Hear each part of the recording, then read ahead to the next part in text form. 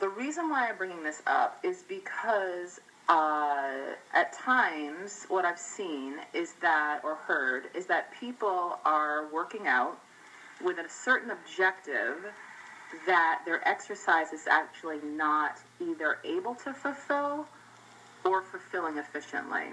So, for example, a friend and mentor, and actually one of my USANA sponsors, this man Mike Watts, who is a superstar in so many respects, mentioned on a group call that he had hurt something either on his hip or in his abdomen doing abdominal exercises. And so it was just kind of like, put out to me, like, Michaela, what do you think about that? And my question back was actually, why are you doing abdominal exercises? So there's a lot of things that I think seem obvious that aren't. So, for example, like, we didn't get into it, but my assumption is that he is doing abdominal exercises to take weight off of his belly, to have more definition for his abdomen, maybe to have more strength and stability, possibly to affect his back. But in truth, doing abdominal exercises, I'm assuming what he might have been doing, especially to hurt himself, are not actually the most efficient things in order to fulfill any of those objectives. So, what I want to bring up is the thing potentially to question, at the very least, if you are not receiving the benefit that you ultimately desire from your given, the chosen activity that you are participating in. So a lot of us, I'll say this actually, I've had people reach out to me about kettlebells, wanting to train with me with kettlebells. And my question is, why? Are you interested in getting stronger? Is that because of comfort? Are you wanting to perform better in your sport? Do you want to be more powerful? Do you want to be able to run faster or jump higher or have more agility, better balance? Did you want to lose weight? Is this for health? Do you want to just prevent body breakdown? Like, there's so many reasons why we would exercise, and then also why we would choose any given thing. So the reason why I bring this up, I talk about weight loss all the freaking time, fat loss all the freaking time.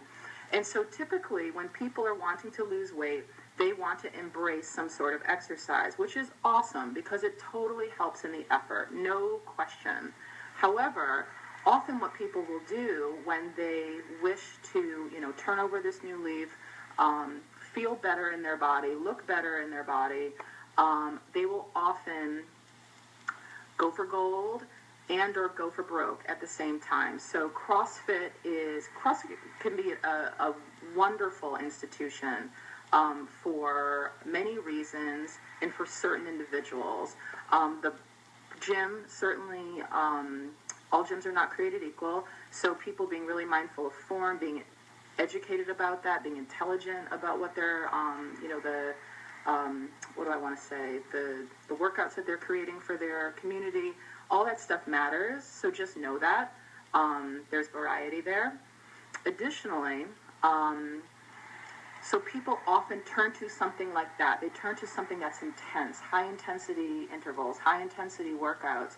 And the thing that can be a negative about, at the very least, weight loss when you are beginning is that, so when most people are in a sugar-burning mode on this planet, at the very least in our Western culture, so sugar, glucose, is a very easily accessed fuel. It is a quickly accessed fuel. So when we're beginning and we're wishing to lose weight, often people, it's like, well, let me do the most intense thing, let me do the hardest thing as much as possible to lose as much weight as possible. However, if you either wish to get into a fat-burning mode or wish to access fat more easily, fat is actually accessed more slowly. So, at the very least, if you're knowingly in a sugar-burning mode, whenever we ask for fuel, especially when we ask for it quickly, the body will revert to that source. So if you are either, trying to cut out carbohydrates, and, do a fit, whatever it is, in 30, whatever the hell that program is called, I should know it. But at any rate, and you do something that's very intense, knowingly still being in a sugar burning mode, so that's when you are having interrupted sleep, night sweats, hungry often, mood changes, fluctuations, dips and dives in relationship to eating or not eating or eating certain foods, energy issues, whether that's craving coffee like a son of a gun in the morning or crashing in the afternoon, and having cravings. Those are all sugar burning characteristics. If you go and hit it hard, what ends up happening is, especially if you are aiming to change that biological state, your body will revert to sugar. So it'll reinforce a sugar burning mode. At any rate, so the thing to do, BB, I will say this, please respond to this. The best thing to do when you are looking to lose fat and transition into a fat burning mode, or at the very least, not be reinforcing the sugar burning mode, not that other things aren't appropriate down the line, but walking, lower intensity exercises, at the very least at the beginning, ask for fuel more slowly. So it's possible to tap into fat as you are aiming to expend energy. And the other thing, too, I'll just say, additionally, in this high-intensity world, which is freaking amazing, the whole thing is that you just want to be smart about when you use it, okay? So the thing that's fantastic about the, train of thought, So the thing that's negative about using high-intensity exercise is kind of like when your body's not ready for it yet, or when you're, you just need to listen to this stuff, BB. You just, if it's so freaking boring, put on something that's interesting when you're doing it. That's all. That's my advice. That's what I do. I watch videos. I catch up on shit. Anyway, so the thing that is additionally negative about doing higher intensity stuff when you are knowingly in a sugar burning mode is that what can end up happening is, so we're reinforcing the sugar burning state, which is when we're not capitalizing on burning fat as much as possible, at the very least in an exercise capacity.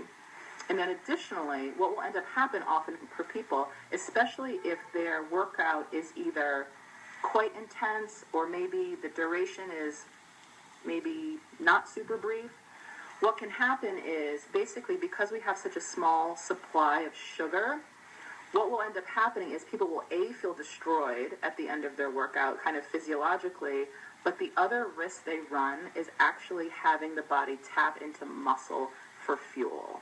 And so what can happen, this is not something that automatically always happens anytime anyone does a high-intensity interval workout while they're in a sugar-burning mode, but one risk people do run is that this can tap into muscle cells, which basically breaks down muscle, which means that they have less muscle on their frame, which means that they require less calories at rest, which is not the goal. You want to have as much muscle as possible, maintain as much muscle as possible, because you burn more calories at rest, which is, again, just kind of makes this whole effort simpler. Okay? So I don't know if there was anything else that I actually wanted to say about this. This is kind of a big topic. And there's obviously there are other ways to work out besides walking, or just high intensity intervals, which I'm kind of discouraging you from doing from just day one. They're awesome to be used down the line, and with education, and with kind of body awareness. But, so if you have any questions about that, be in touch. But also, if you wish to have an understanding about the other components that make up fat loss, so most people turn to diet and exercise, but there's actually 3 other things that affect this. And so, at any rate, the thing that also ultimately happens when your body's in a fat-burning mode is that weight loss is just easier. It's kind of pleasurable. It seems logical. It's not haphazard. You have more energy. You sleep soundly. You're not that hungry. You save so much freaking money on food. I can't even get over it. You don't have cravings. you're kind of not at the will of your biology.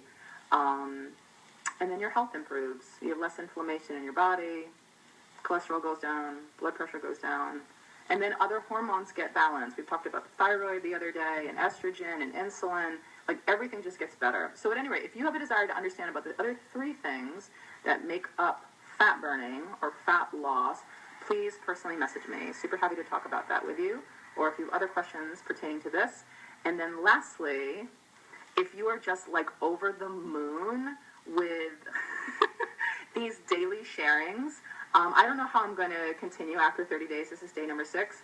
But if you wish to have more updates like this, please subscribe to MichaelaFolks.com. That's in the beginning bit.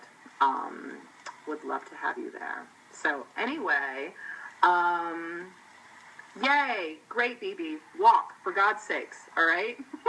Walk. And then the other thing, too, be in touch. The whole thing is that there's a way to do weight loss in a way that feels logical and it feels clear. So the big thing is get educated, whether it's through me or through someone else. But the big thing is, maybe I'll talk about that tomorrow, how to know you're in a fat-burning mode or not. We'll do that tomorrow. All right. I love you all. Thank you for being here.